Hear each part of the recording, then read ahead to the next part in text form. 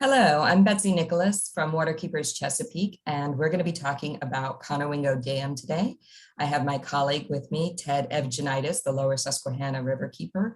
Just to give you a little bit of background on this, we've been working on the Conowingo Dam issue for almost a decade, and we had a sort of set trajectory for a while, where the state of Maryland, who is the body who can certify the dam under the Clean Water Act as to whether or not it's meeting water quality conditions, was proceeding on a strong path, really indicating that they were going to hold Exelon Corporation, the operator of the dam, responsible for their water quality impacts. Unfortunately, we had a dramatic shift in that approach right at the end of 2019. And a lot of what happened then was lost because that was the beginning of COVID. That was right at the beginning of a pretty crazy election season. So we really want to get everyone up to date on what happened there and let you know how you can get involved and that there's still an opportunity to fix things here. So I'm going to hand it over to Ted now. Okay, thanks, Betsy. So my name's Ted Evgeniadis. I serve as Lower Susquehanna Riverkeeper, also the Executive Director for the Lower Susquehanna Riverkeeper Association. So thanks for joining the session. As Betsy said, this is a very important topic that has become more complicated over the years. So today we're going to try and make more sense of it, discuss some of the issues we are faced with and how we got here. So in short, Exelon has received a new federal license to operate its dam for the next 50 years. And as Betsy said, they were let off the hook by billions of dollars in funding that would protect water quality in our downstream neighbors. So what you're seeing here on this page is the 53 spill gates at Conowingo Dam. These gates release water, sediments, and attached nutrients during high flow, which smother the lower river in Chesapeake Bay. So we're going to talk more about that in a bit, as this is the single largest threat to the Chesapeake Bay. Since 1928, the dam has dramatically altered the Susquehanna River's flow patterns, holding back sediment and nutrients and preventing it from moving downstream at natural rates, while preventing the migration of many species of fish, such as the American shad and American eel, in exchange for hydroelectric power that generates private profits for Exelon. Historically, the Susquehanna River has transported sediment from 10 million tons per year in the 1930s to under 3 million tons per year currently. Part of the sediment and associated pollutants, including nitrogen and phosphorus, have entered the Chesapeake Bay, while the remainder has been trapped behind the Conowingo Dam and those above it. Scouring of sediment from behind Conowingo Dam into the Chesapeake Bay and the loss of its sediment retaining capacity represent imminent and substantial threats to the bay.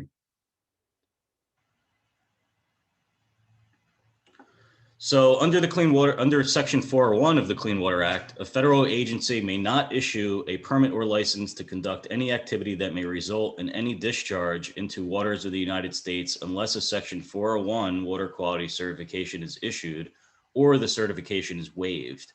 States and authorized tribes where the discharge would originate are responsible for issuing water quality certifications. So the Clean Water Act provides that states must act on a Section 401 certification request within a reasonable period of time, which shall not exceed 1 year after receipt of such a request. So a state may waive certification expressly or by failing or refusing to act within the established reasonable period of time. In making decisions to grant with conditions, or deny certification requests, state consider whether the federally licensed or permitted activity will comply with applicable water quality standards, effluent limitations, and other appropriate water quality requirements of state or tribal law. So a federal agency may not issue a license or permit for an activity that may result in a discharge into waters of the United States without a water quality certification or a waiver. In fact, the state may issue any conditions that would protect water quality that the dam owner would have to be obligated to ensure. And those conditions become part of the federal license, essentially no ifs, ands, or buts. So jumping back a few years prior to any application for a 401 water quality certification, there are steps that must be taken in regards to the integrated licensing process. So before the Federal Energy Regulatory Commission, or FERC, can make an informed decision on a license application, it must obtain adequate information on the resources the project affects, such as soils, water quality, fish and wildlife, cultural, recreation, aesthetics, land use, and tribal resources. So to obtain this information, in this case, Exelon must conduct studies to assess these effects so a range of potential protection, mitigation, and enhancement measures can be explored. The integrated licensing process is designed to ensure that the information needs are known before a license application is filed through a commission-approved study plan. So the Conowingo Dam, it was up for a license in 2014, and studies began back in 2009.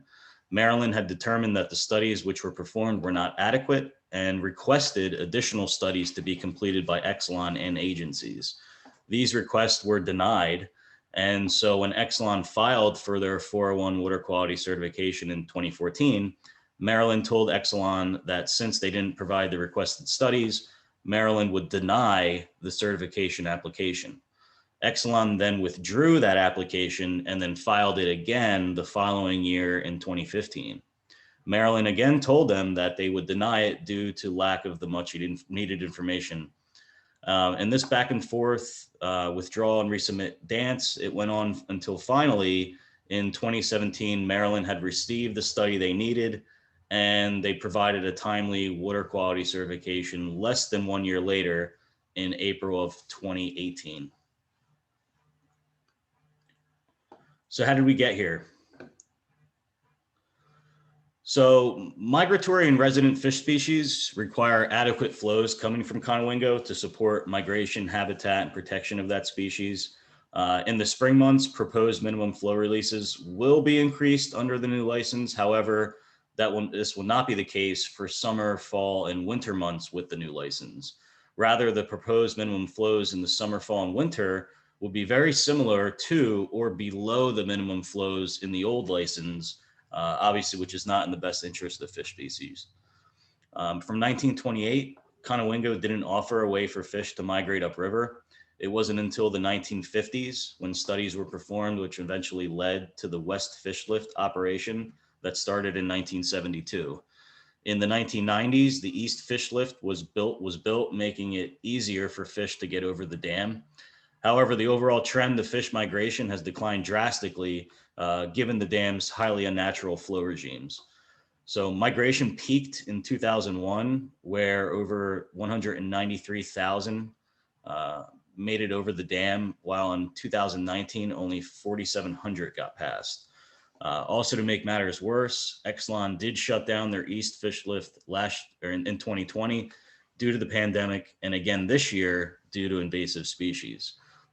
So they did operate the West Fish Lift during this year's migration season, and over 650 shad were caught and transported upstream above all the dams. However, though, the shad populations in the Susquehanna River should be in the hundreds of thousands, if not millions, along with American eels. So, fish migration has really been, the effort's been made, but they haven't been doing the best, and more needs to be done to get fish up and over these dams. So the dam's reservoir is full of sediment and nutrients. This is known as dynamic equilibrium, where the point at which the amount of sediment flowing into the reservoir equals the amount leaving the reservoir. And the stored volume of sediment is relatively static, which means that there's no more room left. It's at capacity. So Conowingo Reservoir has already reached dynamic equilibrium. So we see a massive increase in the annual average output of sediment and phosphorus to the Chesapeake Bay. The annual load of sediment from the Susquehanna to the Chesapeake has increased, perhaps as much as an additional 2 million tons. Along with this sediment, we will see an additional 30 to 40% increase in phosphorus and a 2% increase in nitrogen. And these are just approximate values.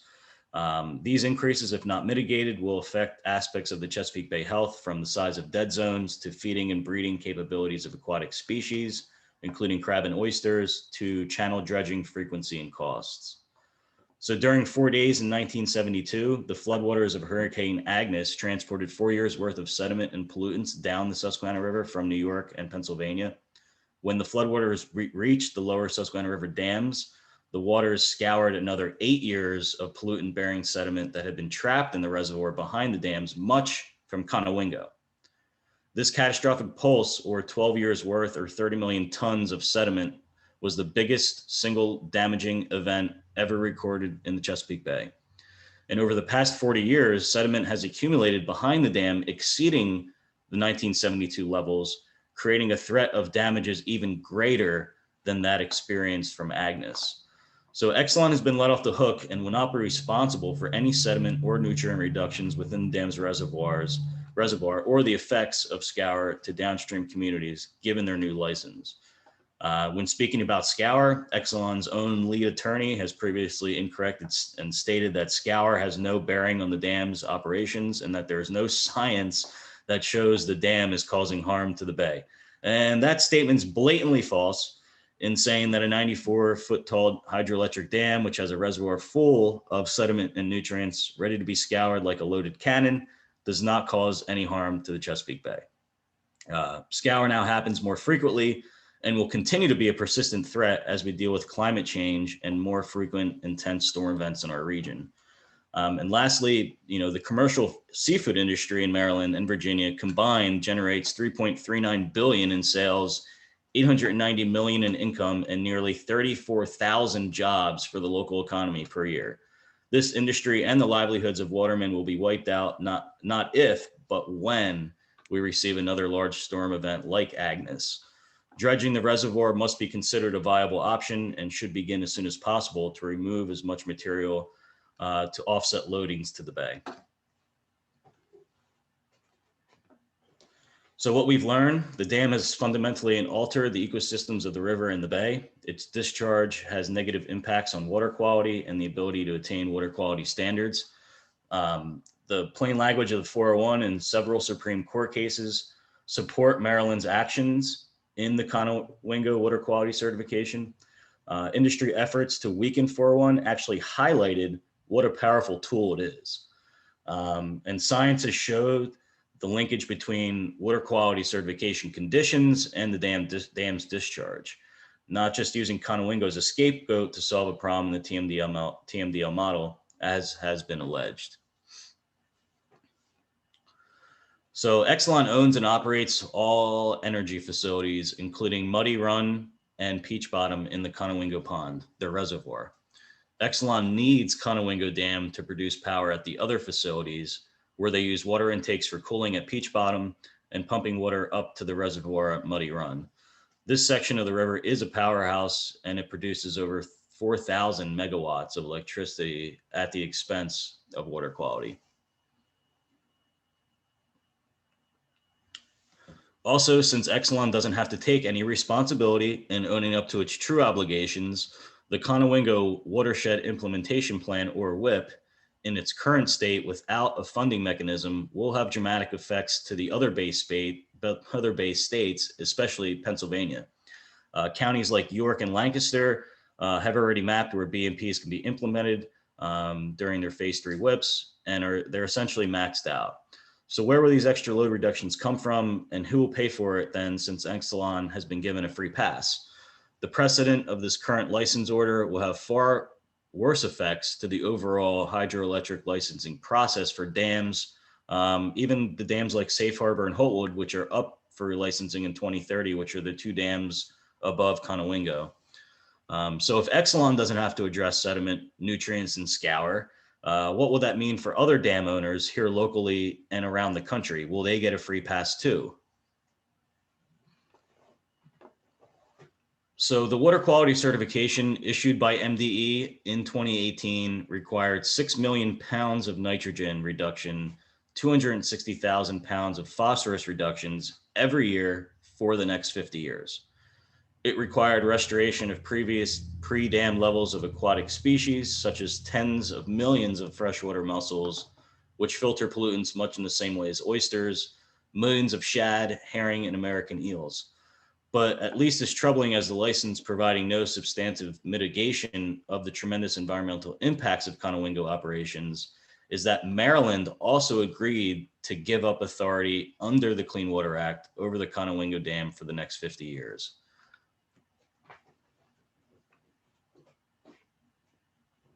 I'll pass it on to Betsy. Thanks, Ted. So now we're going to turn a little bit to the legal of what's been happening here and what's going to happen going forward.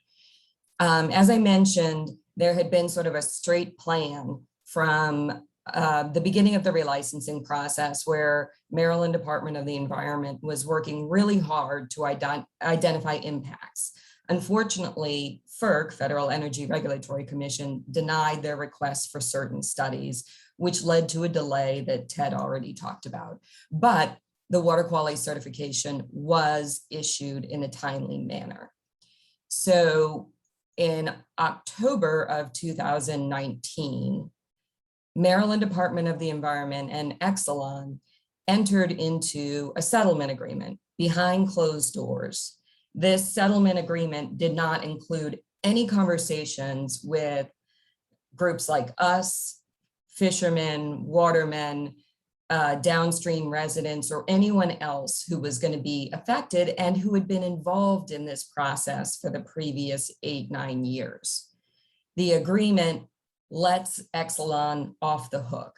This is a sweetheart deal that was made behind closed doors, where the water quality certification, the numbers that Ted already talked about, $172 million a year for a payment in lieu for the nitrogen and phosphorus reductions, that adds up to, when you consider inflation, approximately $8.5 billion over that 50-year period. Instead, this settlement agreement puts Exelon at only paying $1.2 million a year and a total around $66 million.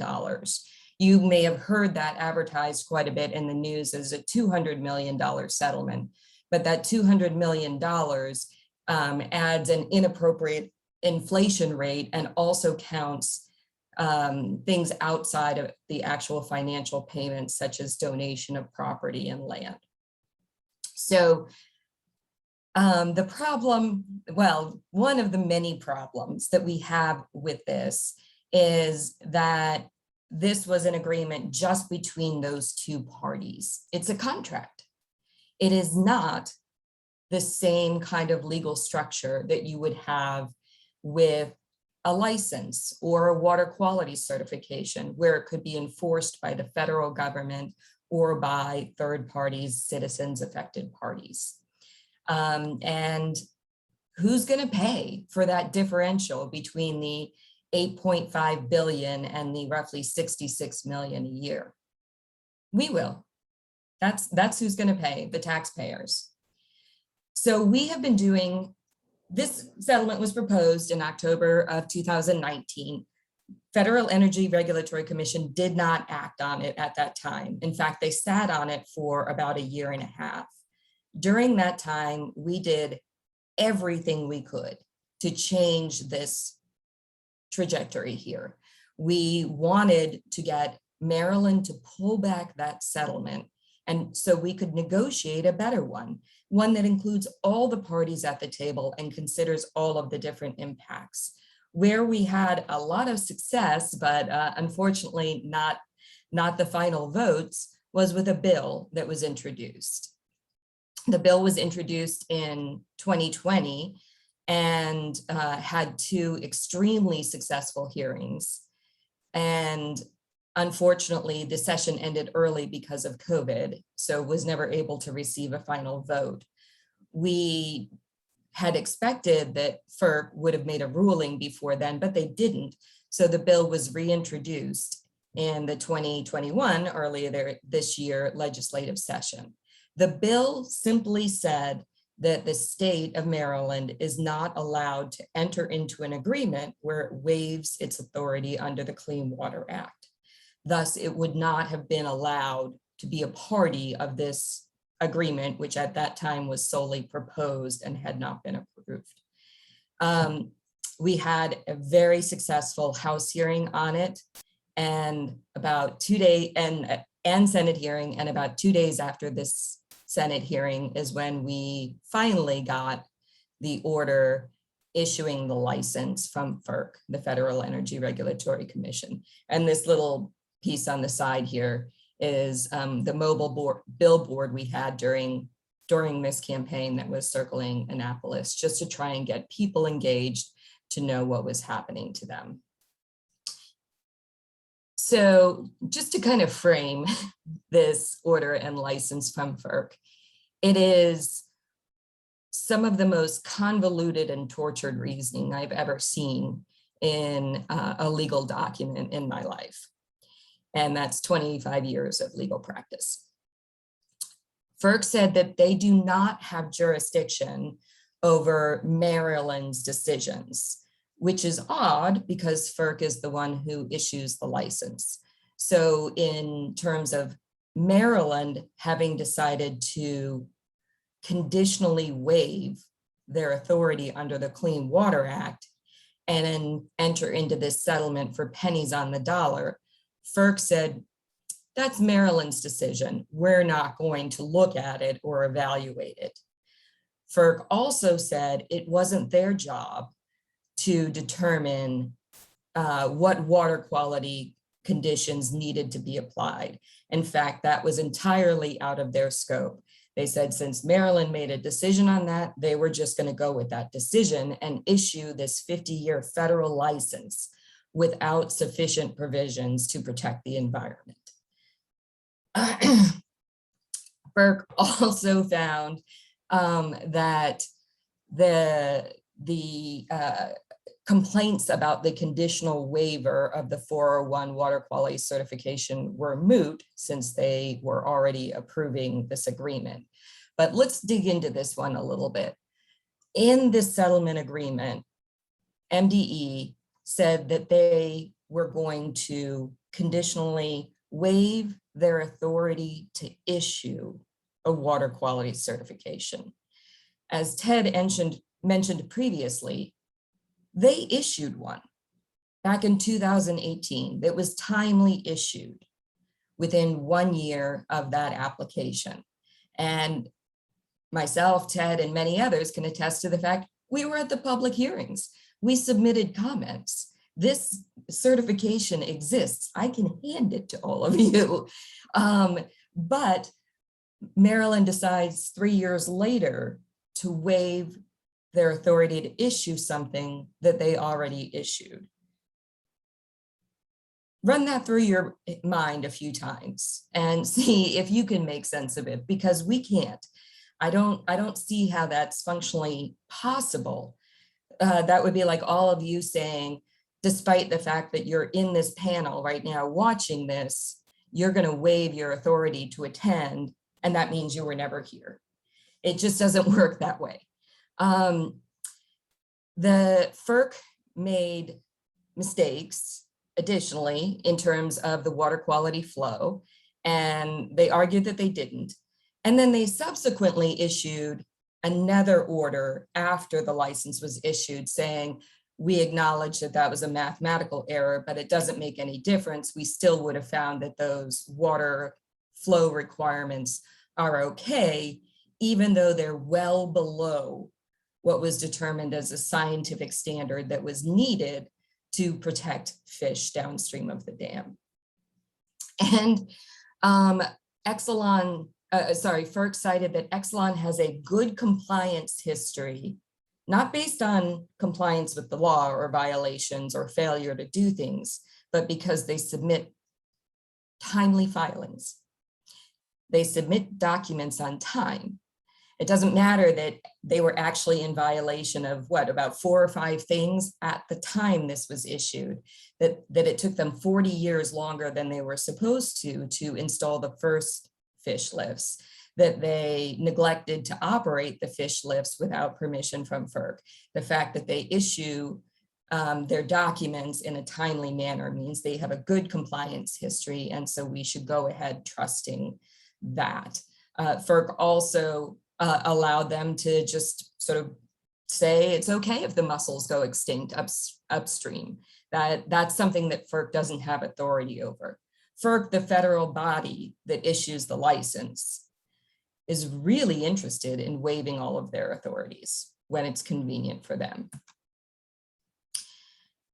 We filed a rehearing petition, which was required by law as an administrative procedure step. And just to give you a little bit of a sense of how the burdens work in this, FERC had more than 10 years of documentation before it and took a year and a half to issue the license. We had 30 days, and that's it. And if you don't raise every single concern that you ever want to bring in that 30-day petition, you waive them permanently. 10 years for the federal government, 30 days for interested and harmed parties. Not quite fair there. As we anticipated, FERC did deny our petition for rehearing, which gave us the ability to file an appeal in federal court. But FERC wasn't done. FERC then issued a subsequent order, as I mentioned, where they provided after the fact rationalization for some of their errors in the previous order, and they also threw one of our parties out despite them having intervened very clearly throughout the process. What this did was slow it all down and give FERC another bite at the apple, trying to explain their reasoning and put something in the administrative record. So we had to respond to that one and then file another appeal. So again, looking at the burden that the federal government puts on third parties here is really quite absurd, that we are expected to be the ones who protect the environment, the species, the livelihoods of all the people who depend on these fisheries, and all the communities downstream that are flooding. We get 30 days. So we are now challenging in the federal court on this. There were a lot of parties involved throughout the process who were not able to make these deadlines, that it was just too much of a burden for them to get all of this documentation in that 30-day time period. But fortunately, we do have some allies in this challenge with us. It's WATERKEEPERS Chesapeake, Lower Susquehanna Riverkeeper, Shore Rivers, and then we're separately joined by Chesapeake Bay Foundation as well. But other parties just couldn't do it. They couldn't meet these deadlines. And the essence of this lawsuit is extremely important because FERC in their actions here have changed the way the water quality certifications apply. And if this stands, that could influence all of them in the future. The 2 dams upstream, as Ted mentioned, they could also allow that a water quality certification can be issued, and then later in the process, somebody can wave a magic wand and say it disappeared. That is just simply unfair to the public and the people impacted by this process. And thus we need to fix this precedent and ensure that it doesn't stand both for the Conowingo and for all of these other dam processes going forward. So we're going to go to question and answer now. But I want to let you know there is hope. We're not doomed at this point. There is a legal action going forward. There is also opportunity within the WIP process to look at getting more responsibility on Exelon. We, the taxpayers, should not have to bear the burden of cleaning up all of our impacts in stormwater or agriculture, and then bear the burden of paying for the cleanup of the mess that a multi-billion-dollar corporation has made, and that they've made massive amounts of profit off of. It's not our job to clean up their house, it's their job. So that's really where we're trying to go with this. And we are going to keep fighting, and we're going to keep pushing for fairness here throughout the process for not just Marylanders, but everyone in the entire Bay watershed who's going to be impacted by this. Ted, did you want to say any final words before we go on to Q&A?